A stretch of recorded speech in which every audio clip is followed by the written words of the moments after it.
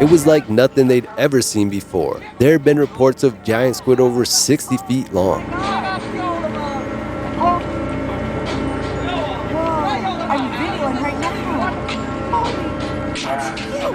They grabbed the camera as fast as they could. It's rare to see these creatures up close. Look at him. He could tip the boat over. Look at him.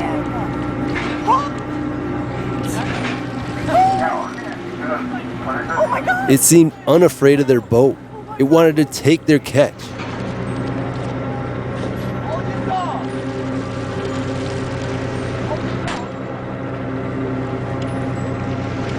I truly believe this giant squid isn't our last big discovery. If that hit for so long, what else?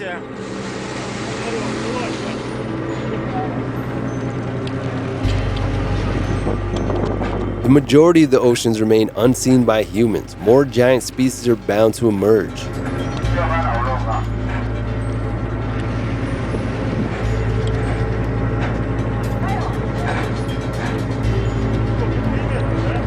Something about how deep the ocean is that makes it perfect at hiding these monsters.